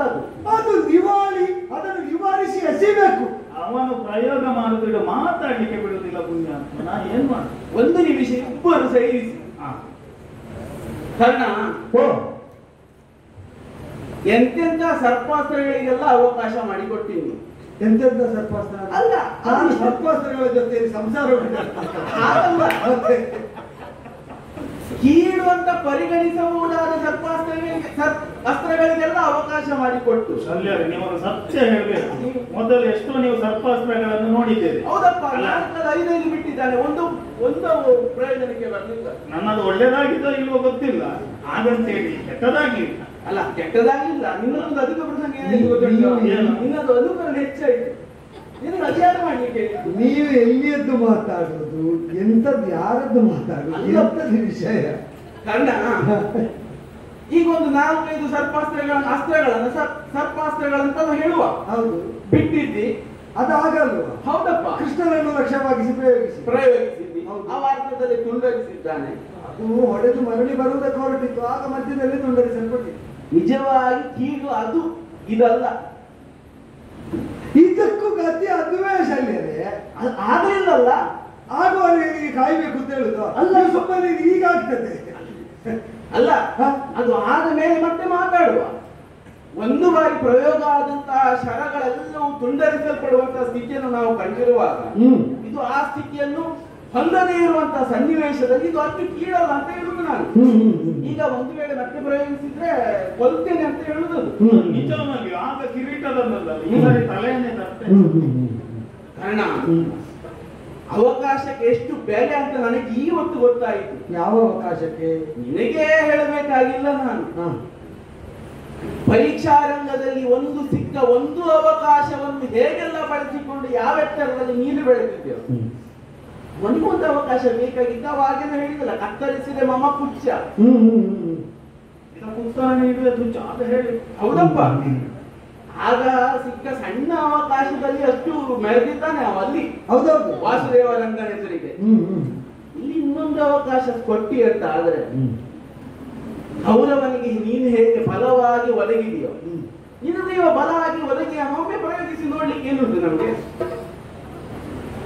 ಈಗ ನಾವು ಯಾವ ಕೃತ್ಯವನ್ನು ಮಾಡಿದ್ರು ಕೂಡ ಪ್ರಯೋಜನೋದ್ದೇಶವನ್ನು ಬಿಟ್ಟು ಮಾಡುವುದಕ್ಕುಂಟ ಶಲ್ಯರೇ? ಇಲ್ಲಪ್ಪ. ಇದರಿಂದ ಯಾವ ಪ್ರಯೋಜನ ಆಗುತ್ತದೆ ಅಂತ ಈಗ ನೀವು ಹೇಳುವುದು? ಇದರಿಂದ ಹಾನಿಯಲ್ಲದ ಪ್ರಯೋಜನ ಇಲ್ಲ ಅಂತ ಆದಾಗ ಹಾನಿಕಾರಕವಾದದ್ದನ್ನು ತಿಳಿದು ನಾವು ಸ್ವೀಕರಿಸಬಹುದು. ಇದು ಈ ಹಾನಿ ಏನು ಅಂತ ನನಗೆ ಗೊತ್ತಾಗ್ತಾ ಇಲ್ಲ. ನನ್ನ ಚಾರಿತ್ರ್ಯವನ್ನು, ವರ್ತನೆಯನ್ನು, ಮಾತನ್ನು ಭ್ರಷ್ಟವಾಗಿಸುವ ಇದರಿಂದ ಹಾನಿಯಲ್ಲದೆ ಇನ್ನೊಂದಿಲ್ಲ. ಆದ್ದರಿಂದಲೇ ಇದರ ಕುರಿತಾಗಿ ಇಂಥದ್ದರ ಕುರಿತಾಗಿ ಸಾರ್ವಕಾಲಿಕವಾಗಿ ನಾ ಬದುಕಿರುವಲ್ಲಿಯ ತನಕ ನನ್ನ ನಿಲುವೊಂದೇ. ಏನು ಗೊತ್ತಾ? ಅದೋ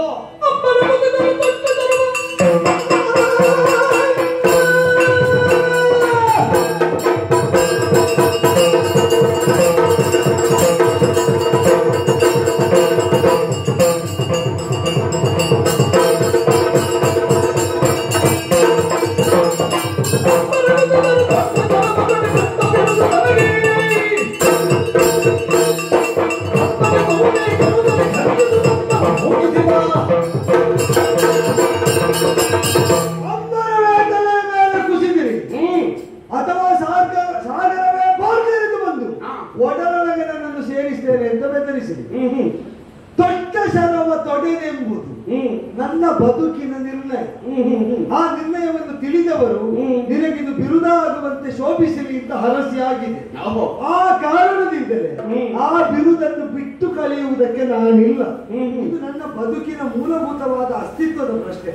ಆ ಕಾರಣದಿಂದಲೇ ದೊಡ್ಡ ಮಾರ್ಗಣ ಮರಳಿ ಬರುವುದಕ್ಕುಂಟ, ಮರಳಿ ಬರಬೇಕು ಅಂತಾದರೂ ಅದಕ್ಕೊಂದು ಶುದ್ಧೀಕರಣ ಆಗಿದೆ, ಪ್ರಯೋಗಿಸಬಾರದು ಅಂತ ಪೂರ್ವಾದರ್ಶ ಇರುವಾಗ ಯಾವ ಶುದ್ಧಿಯೂ ಇಲ್ಲದೆ ಅಂಗಹೀನತೆಯಿಂದಲೇ ತಾನು ಭಗ್ನಾಶನಿದ್ದೇನೆ, ಭಾಗ್ಯ ಭಗ್ನವಾದ ಸ್ಥಿತಿಯಲ್ಲಿ ನರಳುತ್ತಾ ಇದ್ದೇನೆ ಅಂತ ತೋರಿಕೊಂಡು ತಾಯಿ ಸತ್ತ ಪ್ರತೀಕಾರ ವಂಚೆಯನ್ನು ಹೇಗಾದ್ರೂ ಈಡೇರಿಸಿಕೊಳ್ಳುವುದಕ್ಕೆ ಹಿಂದೆ ಮುಂದೆ ನೋಡದೆ ಹೇಳದೆ ಕೇಳದೆ ಬಂದು ಸೇರಿ ನಮ್ಮ ಸಂಕಲ್ಪವನ್ನು ಕರ್ಮವನ್ನು ಎಲ್ಲವನ್ನು ಕಲುಷಿತವಾಗಿಸುವುದಕ್ಕೆ ಬಯಸಿದ ಹೀನ ವರ್ಗಕ್ಕೆ ಸೇರಿದಂತಹ ತಕ್ಷಕರ ಮಗನಾದರೂ ಪಾರ್ಥನಿಂದ ದಂಡ್ಯನಾದಂತಹ ಬಾಲ ಕತ್ತರಿಸಲ್ಪಟ್ಟ ಇದನ್ನು ತೆಗೆದು ರೂಪಿಸಬೇಕೀಗ.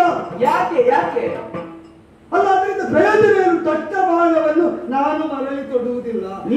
ನೀನು ಅಂತಲ್ಲ ಪುಣ್ಯಾತ್ಮ, ದೊಡ್ಡ ಬಾಣವನ್ನು ಯಾರು ತೊಡುವುದಿಲ್ಲ. ಯಾಕೆ ತೊಡಬೇಕು ಅಂತ ಹೇಳುದೇ? ಅದು ಹಿಂದಿರುಗಿ ಬರುವುದಿಲ್ಲ, ಅಷ್ಟೇ ಕಾರಣ. ಅದಕ್ಕೆ ಹಿಂದೊಂದು ಕಾಲದಲ್ಲಿ ರಾಮನಿಗಿತ್ತಂತೆ ಆ ಒಂದು ಅವಕಾಶ, ದೊಡ್ಡ ಬಾಣವನ್ನು ಮತ್ತೆ ತೊಡುವ ಅವಕಾಶ. ಯಾಕೆ? ಅದು ಜೀವಂತ ಶರ ಎನ್ನುವ ಕಾರಣಕ್ಕಾಗಿ ಹೋಗಿ ಎದುರಾಗಿ ಒಂದು ಕೊಂದು ಮತ್ತೆ ಬತ್ತಳಿಕೆಯನ್ನು ಇದನ್ನು ಈ ಬಾಣ ದೊಡ್ಡ ಶಾಲವನ್ನು ಮರಳಿ ತೊಡುವುದಿಲ್ಲ ಎಂಬುದಕ್ಕೆ ಯುಕ್ತಿಯಾಗಿ ಹೇಳುವುದು.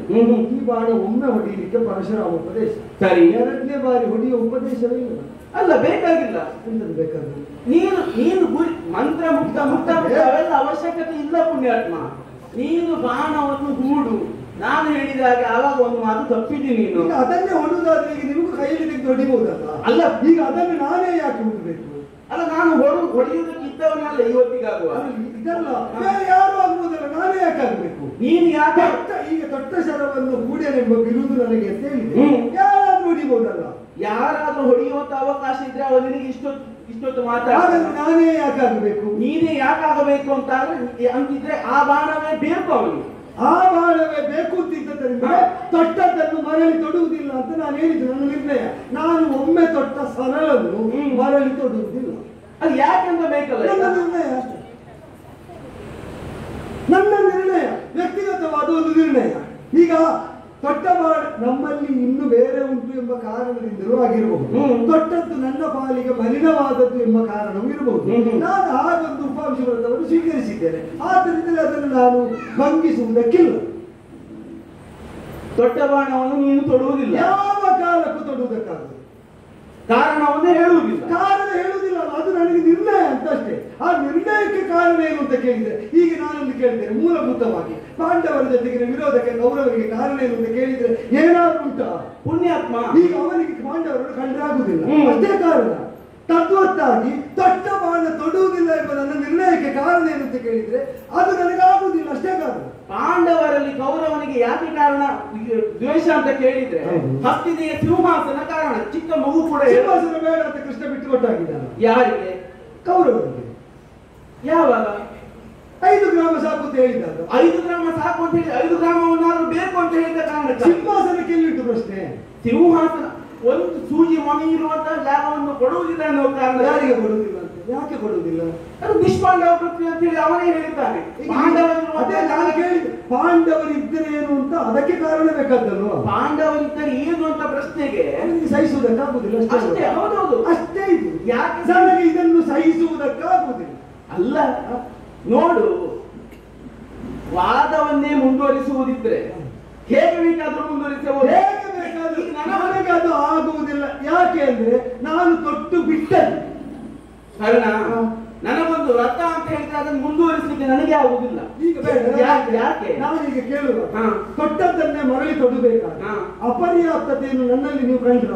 ಹೌದು. ಎಂತದ್ದು ಅಪರ್ಯಾಪ್ತತೆಯನ್ನು ಹೇಗೆ ಯಾವುದರಲ್ಲಿ ಕಂಡ್ರಿ? ನಿನಗೆ ಅರ್ಜುನನ್ನು ಹೊಡೆಯುವಲ್ಲಿ ಬೇಕಾಗುವಂತ ಅಸ್ತ್ರಗಳು ಇದ್ದು ಇಲ್ಲ ಅಂತ ಹೇಳುವುದಲ್ಲ, ಈಗಲೂ ಉಂಟು. ಅದು ಮತ್ತೆ ನೋಡುವ. ಇದ್ದದ್ದನ್ನು ನೀನು ಒಂದು ದುರ್ವಿನಿಯೋಗ ಮಾಡಿ, ದುರ್ವಿನಿಯೋಗ ಅಂತ ಹೇಳಲಿಕ್ಕಿಲ್ಲ, ಅದನ್ನು ಬೇರೆ ಈ ಕಡೆ ವಿನಿಯೋಗ ಮಾಡಿದಿ. ಇನ್ನೊಬ್ಬ ವೀರ ಸತ್ತು ಬಿದ್ದ. ಈಗಾಗುವಾಗ ನಿನ್ನ ಕೈಯಲ್ಲಿ ಬಂದಂತಹ ಈ ಸರ್ಪಾಸ್ತ್ರ ಕೈಯಲ್ಲಿ ಬಂದ ನಂತರ ನೀನು ಮಾಡಿದ ಆಡಂಬರ ಸಾಕಾಗ್ತದೆ, ಮತ್ತಿನ ಇದು ಕೊನೆಯದು ಅಂತ ತಿಳಿಲಿಕ್ಕೆ. ಅದೀಗ ನಾರಾಯಣಾಸ್ತ್ರ ಹೊಡೆಯುವಾಗಲೂ ಇತ್ತು, ಇಲ್ಲಿಲ್ವಾ? ಯಾವುದು ಈಗ ನಾರಾಯಣಾಸ್ತ್ರ ಪ್ರಯೋಗ ಈ ರಣಮಂಡಲದಲ್ಲಿ ಆಗುವಾಗ ಹೌದಪ್ಪ, ಅದನ್ನು ಹೊಡೆಯುವಾಗ ಇಂಥ ಆಡಂಬರದ ಅನುಗುಣವಾದ ಫಲಿತಾಂಶ ಸಿಕ್ಕಿದ? ಇಲ್ಲಪ್ಪ, ಸಿಗಲಿಲ್ಲ. ಹೊಡೆದ ಕ್ರಮ ತಪ್ಪುತ್ತಾಗ್ತದೆ? ಇಲ್ಲಪ್ಪ, ಆಗುದಿಲ್ಲ. ಅದು ಬೇರೆ ಬೇರೆ ಕಾರಣದಿಂದ ತಪ್ಪುತ್ತದೆ. ಇದು ಹಾಗೆ ತಪ್ಪಿ ಹೋಗಿದೆ, ಇದು ತಪ್ಪಿ ಹೋಗಿದೆ. ಹೋಗ್ಲಿ ಹೋಗ್ಲಿ, ಮುಂದೆ ಹೋಗುವ. ಅಲ್ಲ, ಮುಂದೆ ಹೋಗ್ಲಿಕ್ಕೆ ಅಂತರಾಯ ಉಂಟು ಅಂತ ಹೇಳುದು ನಾನು. ಯಾಕೆ? ನಂಬಿಬ್ಬರ ರಥ ಒಂದು ಅಂತ ಆದ ಮೇಲೆ ಮನೋರಥ ಒಂದೇ ಆಗಿರ್ಬೇಕು ಅಂತ ತಿಳಿಯುವವನು ನಾನು. ನನಗೊತ್ತು ನಿನ್ನೆ ರಾತ್ರಿ ಕೌರವ ಬಂದು ಕೇಳುವವರೆಗೆ ಇಲ್ಲ, ಸೂತನಿಗೆ ನನ್ನದು ಸೂತತ್ವ ಇಲ್ಲ ಅಂತ ಹೇಳಿದ್ದೆ. ಆದರೆ ಸಮಷ್ಟಿ ಪ್ರಜ್ಞೆಯಿಂದ ಕೌರವ ಗೆಲ್ಲಬೇಕು ಅನ್ನುವಂತಹ ಪ್ರಜ್ಞೆಯ ನಿಮಿತ್ತ ಈಗ ನಾನು ದುಡಿಯುವುದು ಯಾಕೆ, ನೀನು ದುಡಿಯುವುದು ಯಾಕೆ, ಎಲ್ಲದಕ್ಕೊಂದೇ ಕಾರಣ. ಈಗ ಪಾಂಡವ ಪಕ್ಷಕ್ಕೆ ಹೊರಟ ನೀವು ನಮ್ಮ ಪಕ್ಷಕ್ಕೆ ಬಂದು ನಿಂತದ್ದೆ. ಹೌದು. ಯಾಕೆ ನಿಂತದ್ದು? ಅದು ಕೌರವನಿಗೆ ಹೊರ ಮಾತು ಬಂದ ಕಾರಣಕ್ಕಾಗಿ. ಮಾತು ನೀವು ಮೀರುವುದಿಲ್ಲ ಯಾಕೆ? ಅಲ್ಲಿದ್ದಂತಹ ಮಾತ್ರೆಯರು ನಿಮ್ಮ ಮಕ್ಕಳೇ ಅಲ್ವಾ? ಹೌದಪ್ಪ, ಅಲ್ವಾ? ತಂಗೆ ಮಕ್ಕಳಾದಂತಹ ಅವರ ಹಿತಕ್ಕಾಗಿ ಆಡಿದ ಒಂದು ಮಾತು ತಿಳಿಯದೆ ಹೇಳಿದ್ದು ಅಲ್ಲಿಗೆ ಹೋಗುದಿಲ್ಲ ಯಾಕೆ? ಇಲ್ಲ, ಆಡಿದ ಮಾತು ಅಲ್ಲಿ ಕೊಟ್ಟ ಮಾತು ವರ ಆಗಿ ಕೊಟ್ಟಂತಹ ಮಾತು. ನಾನು ಮಾತು ಕೊಟ್ಟಿದ್ದೆ ಯಾರಿಗೆ? ನನ್ನವರಿಗೆ, ನನಗೆ ಬೇಕಾದವರು. ನೀವು ಗೊತ್ತಿಲ್ಲದ ಮಾತು ಕೊಟ್ಟದ್ದು, ನಾನು ಕೊಟ್ಟ ಮಾತು ಗೊತ್ತಿಲ್ಲದಿರುವುದು. ಇಲ್ಲ, ನೀವು ಗೊತ್ತಿಲ್ಲದೆ ನೀವು ಮಾತು ಕೊಟ್ಟದ್ದು, ನಾನು ಕೊಟ್ಟ ಮಾತು ನಿಮಗೆ ಗೊತ್ತಿಲ್ಲದಿರುವುದು. ಹೇಳುವುದಕ್ಕೆ ನನಗಿಂತ ಪ್ರತಿಬಂಧಕದ ಕಾರಣದಿಂದ ಹೇಳುವುದಿಲ್ಲ ಬಿಟ್ರೆ ಹೇಗೆ ನಿಮ್ಮ ಸಂಕಲ್ಪವನ್ನಾದರೂ ಬದಲಿಸಿ ಕೊಟ್ಟ ಮಾತಿಗಾಗಿ ಕೌರವ ಪಾಳೆಯದಲ್ಲಿ ನೀವು ನೆಲೆ ನಿಂತಿದ್ದೀರಿ. ನಾನು ಹಾಗೆ ಕೊಟ್ಟ ಮಾತಿಗಾಗಿ ಮರಳಿ ತೊಡುವಂತ ಶಲ್ಯರು ತೊಡದಿಲ್ಲ. ನೋಡು, ನಾನು ಹಾಗೆ ರಥ ತೊಟ್ಟು ಬಂದವಲ್ಲ. ಯಾವುದಕ್ಕೆ? ಪಾಂಡವರ ನಿಮ್ಮ ವಂಶಕ್ಕೆ ರಥ ಉಂಟು. ಯಾವುದು? ಈಗ ಹೆಸರು ಬಂದದ್ದು ಯಾಕೆ? ಯಾಕೆ ಬಂದದ್ದು? ದೊಡ್ಡ ವ್ರತವನ್ನು ಬಿಡಬಾರದು. ಆಡಿದ ಮಾತನ್ನು ಉಲ್ಲಂಘಿಸುವುದಿಲ್ಲ. ಸತ್ಯವಾಗ್ ಸತ್ಯ ಸಂಕಲ್ಪರೆಂಬ ಕಾರಣದಿಂದ ಆರ್ತಾಯನಿಗಳು ಅಂತ ನಿಮ್ಮ ಪರಂಪರೆಗೆ. ಹೌದಪ್ಪ. ಅಂದ್ರೆ ಏನು? ಮಾತು ಬಿಡದ ವಂಶದವರು ಅಂತ ತಾತ್ಪರ್ಯ. ಮಾತು ಬಿಡದ ಒಂದು ವಂಶದವರು ಒಂದು ಮಾತಾಡಿದ್ದಕ್ಕಾಗಿ ನಾನು ತೊಡುವುದಿಲ್ಲ ಅಂದ್ರೆ ಅಂತ ಕನ್ನಡದಲ್ಲಿ ಬಿಡು ಮಾತು ತೊಡುವುದು ಎಲ್ಲಿ ಕೊಡ್ತ ಇಲ್ಲ. ಎಷ್ಟು ದೊಡ್ಡ ತಪ್ಪು ಅಂತ ನಿಮಗೆ ಗೊತ್ತಿಲ್ಲ. ನೀವು ಎಂತದ್ದು ಶಲ್ಯ? ನೋಡು, ನಾನು ಕೊಟ್ಟಂತಹ ಮಾತದು ನಾನು ನಿಮ್ಮ ಪಕ್ಷಕ್ಕೆ ಏನು ಬೇಕಿದ್ರು ಕೊಡ್ತೇನೆ ಅನ್ನುವಂತಹ ಆಡಿದಂತಹ ಮಾತಿಗಾಗಿ ಬರಬೇಕಾದ. ಸರಿಯಪ್ಪ, ನಾನು ದೊಡ್ಡ ಮಾಡವನ್ನು ತೊಡುವುದಿಲ್ಲ ಅಂತ ಮಾತು ಕೊಟ್ಟು ಬಿಟ್ಟಿದ್ದೇನೆ. ಇನ್ನು ಕೊಟ್ಟಾಗಿದೆ. ಆ ಕಾರಣದಿಂದ ನಾನು ತೊಡುವುದಿಲ್ಲ. ಅಲ್ಲ, ಬಿರುದು ಬಂದದ್ದು ಅದಕ್ಕೆ. ನಾನು ತೊಟ್ಟದನ್ನು ತೊಡುವುದಿಲ್ಲ ಅಂತ ಹೇಳಿದಾಗ ಇದು ನಿನಗೆ ಬಿರುದಿನಂತೆ. ನೀನು ಇದನ್ನು ಕಾಪಿಟ್ಟು ಕೊಂಡಾಡಬೇಕು. ಅಂದ್ರೆ ರಣದಲ್ಲಿ ನೀನು ಏನು ಆಟ ಆಡುವುದಿದ್ರು ಇದನ್ನು ಕೊಂಡೇ ಆಡಬೇಕು ಅಂತ ಆಡಿದ್ರು ಹೋರಾಟ. ಆ ಕಾರಣದಿಂದಲೇ ಆ ಮಾತಿಟ್ಟುಕೊಂಡೇ ನನ್ನ ಹೋರುವ ಆಟ. ಅಲ್ಲ, ಇದು ಒಳ್ಳೆದಾಯ್ತು ನೀನು ಹೇಳಿದ್ದು. ಆ ತಾಯಿಗೆ ಪರಂಪರೆ ಎನ್ನುವುದನ್ನೇ ಒಂದು ಕ್ಷಣಕ್ಕಾಗುವುದು ಮರ್ತಿದ್ದೆ ನಾನು. ಹೌದು, ಮಾತಿಗೆ ಬೇಕಾಗಿತ್ತು.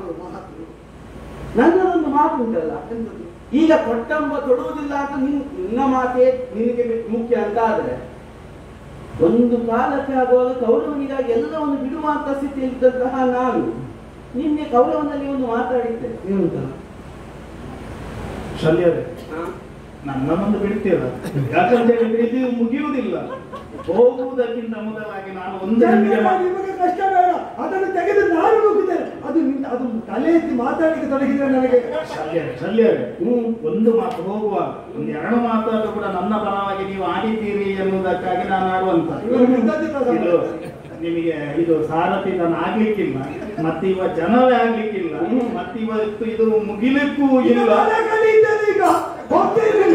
ಪ್ರಯತ್ನದಲ್ಲಿ ಅರ್ಜುನನನ್ನು ಘಾತಿಸುವಂತಹ ರೀತಿಯಲ್ಲಿ ನಾನು ಹೋಗ್ತೇನೆ, ಸತ್ಯವನ್ನು ಮಾತಾಡ್ತೇನೆ.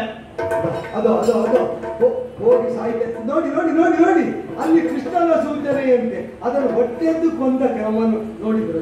ಅಲ್ಲಿ ನೋಡೋದು ಬೇಡ, ನೀವು ಇಲ್ಲೆಂತದ್ದು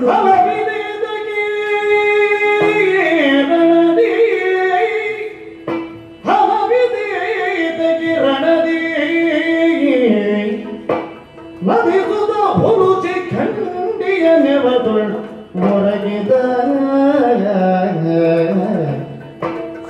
ಕಲಶ ಸಂಭವ ತನುವ ನೀಗಿದ ಸುತ ನಿಮಿತ್ತದುಡು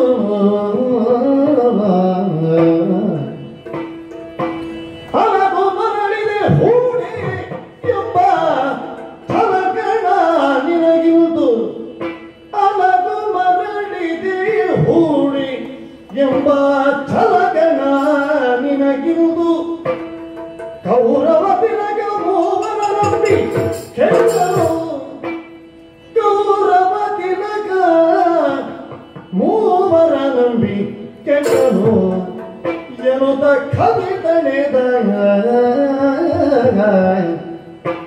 ಹಲವಿದೇಕಗೆ ರಣದಿ ನದಿಸುತ್ತ ಹೊಲುಸಿ ಖಂಡಿಯ ನವದೊಡರಗಿದ ಕರಚ ಸಂಭವ ತನುವ ನೀಗಿದ ಸುತ ನಿಮಿತ್ತಗಳು ಹಲದು ಮರಳಿದೆ ಹೂಡೆನೆಂಬ ಛಲಗಳ ನಿನಗಿಂತು ಕೌರವ ತಿಲಕ ಮೂವರ ನಂಬಿ ಕೆಟ್ಟರು ಎನ್ನುತ್ತ ಕವಿತನೆದ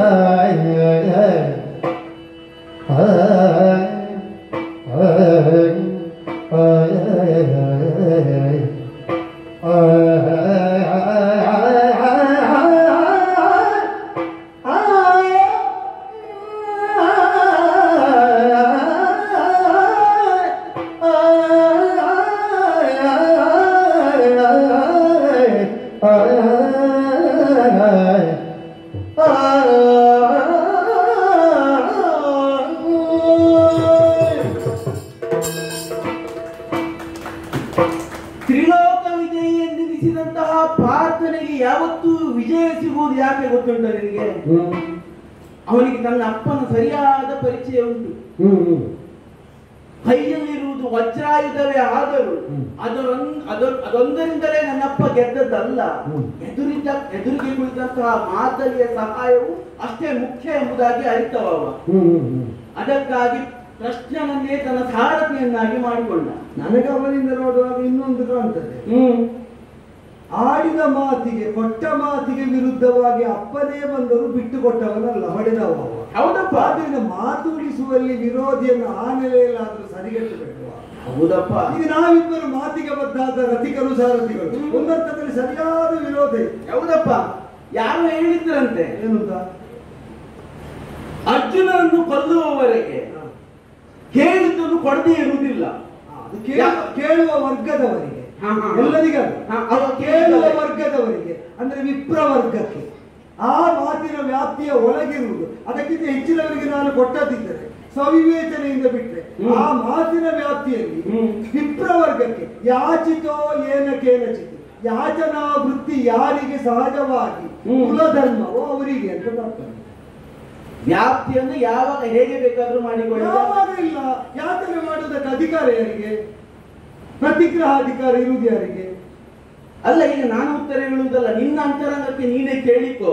ಏನು ಆ ವ್ಯಾಪ್ತಿಯನ್ನು ಮೀರದೆ ಇದ್ದವರಿಗೆ ಇನ್ನು ಕೊಡ್ಲಿಲ್ವ ಕೊಟ್ಟಿದ್ದು ನೀನೇ ನಿನ್ನ ಪ್ರಶ್ನೆ. ಕೇಳಿದವರಿಗೆ ಮಾತ್ರ ಕೊಡುವುದು ಅಂತಲ್ಲ, ಕೇಳದೆ ಕೊಟ್ಟಿದ್ದೇನೆ ಕೆಲವರಿಗೆ, ಬೇರೆ ವಿಷಯ.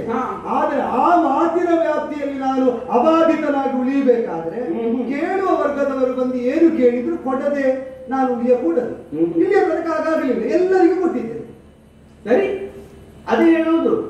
ನಮ್ಮ ಮಾತಿಗೆ ವ್ಯಾಪ್ತಿಯಲ್ಲಿ ಹೇಗೆ ಬೇಕಾದ್ರೂ ಹಾಕಿಕೊಂಡ್ರೆ ಆಯ್ತಲ್ಲ. ನಮ್ಮದಲ್ಲೋ ಮಾತು. ಹೌದಪ್ಪ. ಸರಿ, ನಿನ್ನನ್ನು ಭಾನುಧನುಜ ಭಾನುಜಾತ ಎಂದು ಕರೆದೆ ನಾನು. ಯಾಕೆ? ಅಪ್ಪನ ಪರಿಚಯ ಇಲ್ಲ. ಏನು ಸಾರಥಿ ಸರಳವು ಎನ್ನುವುದಾಗಿ ನನ್ನ ಕುರಿತಾಗಿ ಮಾತಾಡಿದೆ. ಸಾರಥ್ಯ ಬಲುವಿನಿಂದಲೇ ನಾನು ವಿಜೃಂಭಿಸುವುದು ಅಂತ ಪರಶುರಾಮನ ಮಾತಾದ್ದರಿಂದ ನಿಮ್ಮ ಮಾತಿನ ಒಂದು ದೃಢತೆಯು ಅಂಗೀಕಾರವು ಇರ್ಲಿ ಅಂತಲೇ ಕೇಳಿ. ಹೌದಪ್ಪ. ನನ್ನ ಕೊಡಗಿಲ್ಲ ಅಂತ ಆಗುದು ಬೇಡ. ನನಗೂ ಅದೇ ಅನಿಸಿದ್ದು. ಧರ್ಮದಲ್ಲಿ ಅಸಮನಿಷ್ಠ ಎಂದು ಗುರುತಿಸಲ್ಪಡುವಂತಹ ಸೂರ್ಯ ದೇವನಿಗೆ ಸಾರಥಿಯಾದವ ಹೆಳವ ಅಂತ ಪ್ರಪಂಚ ಗುರುತಿಸುತ್ತದೆ. ಆದರೆ ಸೂರ್ಯ ಅವನನ್ನು ತಿರಸ್ಕರಿಸಲಿಲ್ಲ. ಅವನ ಸಾರಥ್ಯದ ಬಲುಮೆಯನ್ನು ಅವ ಕಂಡುಕೊಂಡ. ಸತ್ಯ. ಊನತ್ವ ಉಂಟೋ ಇಲ್ಲವೋ ಗೊತ್ತಿಲ್ಲ, ಎದುರಿದ್ದವನ ಸಾರಥ್ಯದ ಬಲುಮೆಯನ್ನು ಗುರುತಿಸುವ ಸಾಮರ್ಥ್ಯವನ್ನು ಉಂಟು. ಇವನಿಗೆ ಒಂದು ನೆಲೆ ಕಲ್ಪಿಸುವ ಅನ್ನೋ ಕಾರಣಕ್ಕಾಗಿ ಭಾನುಜಾತನ ನೆಲೆಯನ್ನು ಕಲ್ಪಿಸಿದ್ರೆ ಅಲ್ಲ ಅಲ್ಲಿದ್ದ ಜಾತಿ ನೀನು.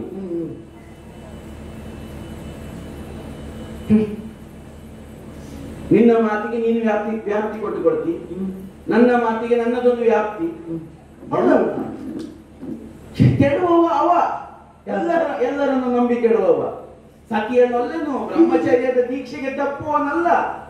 ನೀವು ಅನುಚಿತವ ನೋಡಿದರೆ ನಡಿ ಕೊಟ್ಟೆ ಕಾಳಗವ ನಿಮಗೆ. ಪರಶುರಾಮರ ವಿರುದ್ಧವಾಗಿ ಯುದ್ಧ ಮಾಡಿದ್ರು ಭೀಷ್ಮರು. ಹೌದು, ಹೆಣ್ಣು ಅಲ್ಲದ ಗಂಡು ಅಲ್ಲದ ಒಬ್ಬ ಬಂದ್ರೆ ನಾನು ಯುದ್ಧ ಮಾಡುವುದಿಲ್ಲ ಅಂತ ಹೇಳಿದ್ರಂತೆ. ಅದು ಕೌರವ ಪಾಂಡವರು ಹುಟ್ಟುವುದನ್ನು ಮಾಡಿದ ನಿರ್ಣಯ ಅಲ್ವಾ? ಹೌದಪ್ಪ.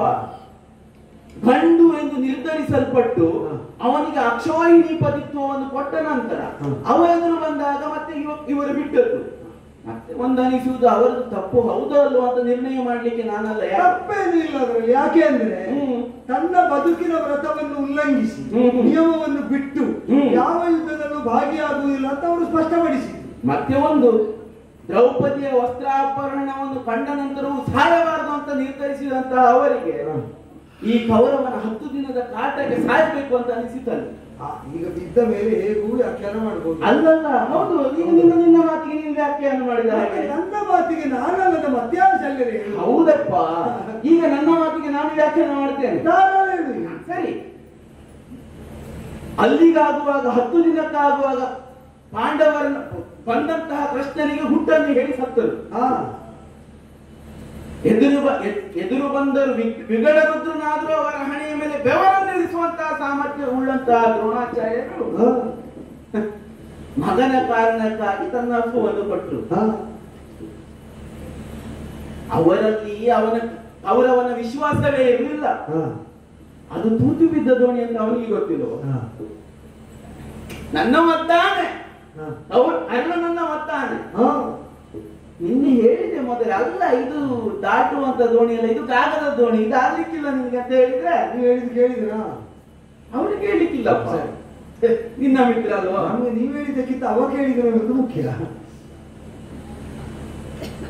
ಕೇಳುವವರಿಲ್ಲದಿದ್ದಾಗ ಹೇಳುವವನಿಗೆ ಯಾಕೆ ಒಂದು ಇರಬೇಕಾದಂತ ಅವಶ್ಯಕತೆ ಇಲ್ಲ. ನಮ್ಗೆ ಹೇಳಲಿಕ್ಕೆ ಈಗ ಅವಲ್ವೋ, ಆದ್ರಿಂದ ಕೇಳಿದ್ದ. ಅವ ಕೇಳಿದ್ರು ನೀವು ಹೇಳಿದ್ದನ್ನು. ನನಗೂ ಒಂದು ವ್ರತ ಉಂಟು. ನಿನ್ನೆ ಅವನಿಗಾಗಿ ಹೇಳಿಯೇ ಬಂದಿದ್ದೇನೆ. ನನ್ನ ಮಾತನ್ನು ಎಲ್ಲಿಯವರೆಗೆ ಕಣ್ಣ ಕೇಳ್ತಾನೋ ಅಲ್ಲಿಯವರೆಗೆ ನಾನು ನಿಲ್ತೇನೆ, ವಾಕ್ಯನ ಹಿಡ್ಕೊಂಡಂತೆ. ನನ್ನ ಮಾತನ್ನು ಯಾವಾಗ ತಿರಸ್ಕರಿಸ್ತಾನೋ ವಾಕ್ಯನ್ನು ಬಿಟ್ಟೆ ನಾನೀಗ ನಡೀತೇನೆ.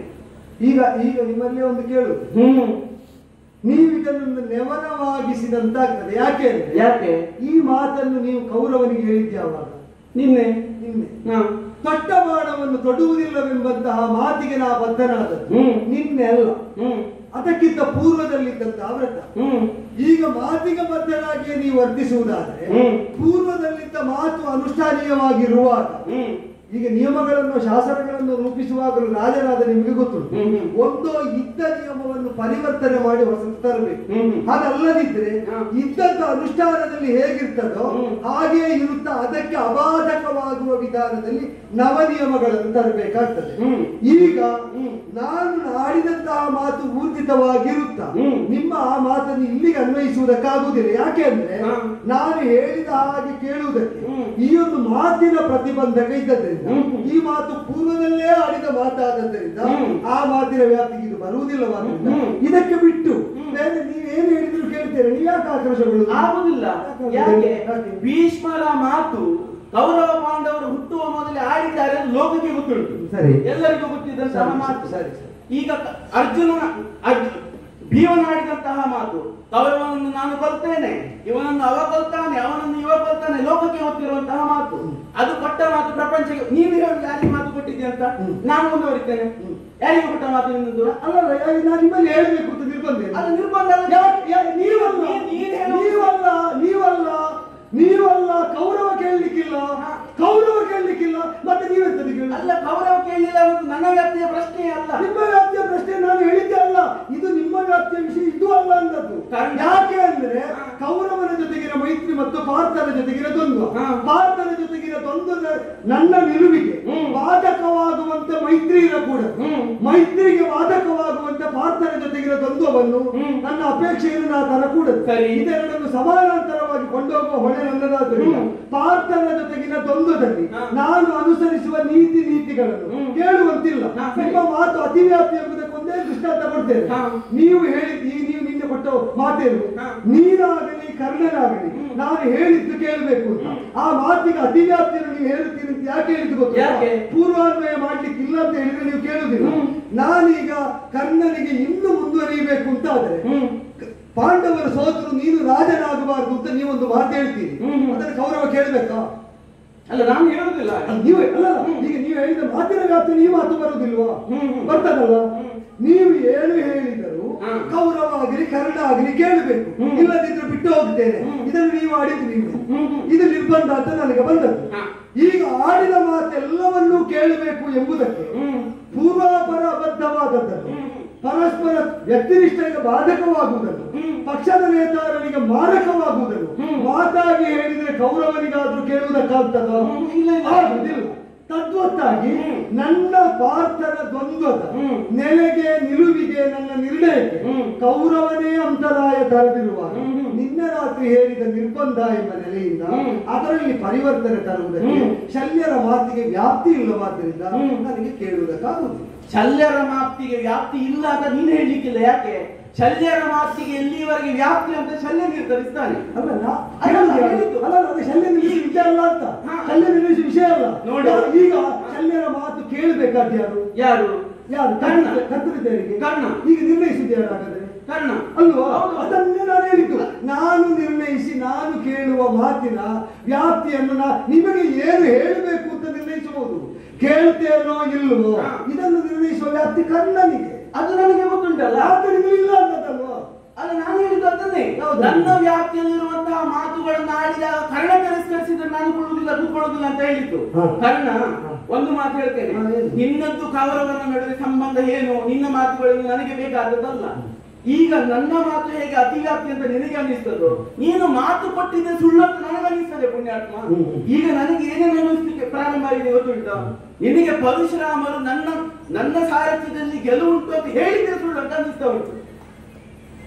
ಒಂದು ವೇಳೆ ಅದು ಸತ್ಯ ಆಗಿದ್ದರೂ ಕೌರವ ನನ್ನಲ್ಲಿ ಹೇಳಿದ್ದು ಶಲ್ಯರ ಸಾರಥ್ಯ ದೊರಕಿದರೆ ಒಂದು ದಿನಕ್ಕಾಗುವಾಗ ಕರ್ಣ ಜಯಿಸ್ತಾನೆ.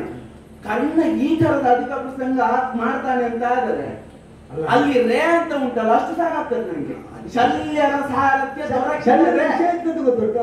ಈಗ ನೀವು ಹೊರಡ್ತೀರೋ ಇಲ್ವೋ? ಈಗ ಉದ್ಯೋಗವಶರಾಗಿ ಒಮ್ಮೆ ಎತ್ತು ಒಮ್ಮೆ ಕೂತ್ಕೊಂಡು ಒಮ್ಮೆ ಎತ್ತು ಕೂತ್ಕೊಂಡ್ರಿಂದ ಹೇಳುದು. ಇಷ್ಟು ಮಾಡಿದ ಮೇಲೆ ಈಗ ಪರಶುರಾಮನ ಮಾತೆ ಸುಳ್ಳು ಅಂತ ಹೇಳಿದ್ರೆ ಇಡೀ ದಿವಸ ಕುಳಿತದ್ದು ವ್ಯರ್ಥ ಅಂತ ನಮ್ಮ ನೆಲೆಗೆ ತೊಡಕಾದು. ಪರಶುರಾಮರ ಮೇಲೆ ಗೌರವ ಉಂಟು. ಆಗುದಿಲ್ವಾ? ಪರಶುರಾಮರ ಹೆಸರಲ್ಲಿ ನೀನು ಬೆಲ್ಲ ಮುಗ್ಲಿಕ್ಕೆ ಹೌದು, ನಾನು ಮಾಡಿದ ಮೋಸಕ್ಕೆ ನೀವು ಬಲಿಯಾದದ್ದು ಅಂತ ಆಗುದಲ್ವಾ? ಅಲ್ವಾ? ಸರಿ, ಅದು ಆಗುದು ಬೇಡ ಅನ್ನೋ ಕಾರಣಕ್ಕಾಗಿ ನಾನು ಮೋಸ ಮಾಡಲಿಲ್ಲ ಅಂತ ನನಗೆ ದೃಢ ಇರುವಾಗ ನೀವು ಅದರ ಕುರಿತಾಗಿ ಏನು ಹೇಳಿದ್ರು? ಪರಶುರಾಮರು ಹೇಳಿದ ಮಾತು ಕೇಳಿದ ನನಗೆ ಅದರಿಂದ ಯಾವ ಅಂತರಾಯವೂ ಇಲ್ಲ. ಕೌರವನಲ್ಲಿ ಏನು ಮಾತಾಡಿದ್ದೇನೆ ಎನ್ನುವುದರ ಕುರಿತು ಆ ವ್ಯಾಪ್ತಿ ಎಷ್ಟು ಅದರ ವಿಸ್ತಾರ ಎಷ್ಟು ಎನ್ನುವ ಅರಿವು ಇರುವ ಕುರಿತು ನನಗೆ ನನ್ನ ನಿಶ್ಚಯ ಉಂಟು. ಹಾಗಾಗಿ ವಾದಿಯನ್ನು ಬಿಟ್ಟಿದ್ದೇನೆ. ಭಾನುಜಾತ ನಿನಗಾಗಿ ಕಾಯ್ತಾ ಇದ್ದಾನೆ. ಹೋಗು. ಎದುರು ಬಗೆಯಲ್ಲೇ ಎದುರಿಸ್ತೇನೆ.